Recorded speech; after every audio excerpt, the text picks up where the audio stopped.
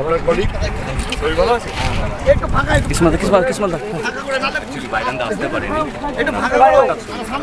এই মুহূর্তে যে খবরের দিকে নজর রাখছি মুর্শিদাবাদের সাগরদিঘির দিকে। এবার সাগরদিঘির প্রচারে এলেন বাংলা সিনেমার খ্যাতনামা অভিনেতা দেব। বিভিন্ন রাজনৈতিক দলের পাশাপাশি বিভিন্ন জায়গায় পাশাপাশি আজ অর্থাৎ শনিবার জঙ্গিপুর এবং সাগরদিঘিতে প্রচারে এলেন বাংলা সিনেমার খ্যাতনামা অভিনেতা এবং ঘাটাল লোকসভা কেন্দ্রের তৃণমূল কংগ্রেসের প্রার্থী দীপক অধিকারী অর্থাৎ দেব।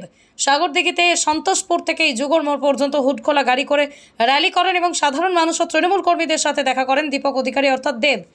তাকে দেখার জন্যই হাজার হাজার মানুষের ভিড় লক্ষ্য করা যায় সাগরদিঘিতে। বিভিন্ন রাজনৈতিক দলের পাশাপাশি বিভিন্ন জায়গার পাশাপাশি আজ অর্থাৎ শনিবার জঙ্গিপুর এবং সাগরদিঘিতে প্রচারে এলেন বাংলা সিনেমার খ্যাতনামা অভিনেতা এবং ঘাটাল লোকসভা কেন্দ্রের তৃণমূল কংগ্রেসের প্রার্থী দীপক অধিকারী অর্থাৎ দেব। সাগরদিঘিতে সন্তোষপুর থেকে যুগর মোড় পর্যন্ত হুডখোলা গাড়ি করে র্যালি করেন এবং সাধারণ মানুষ ও তৃণমূল কর্মীদের সঙ্গে দেখা করেন দীপক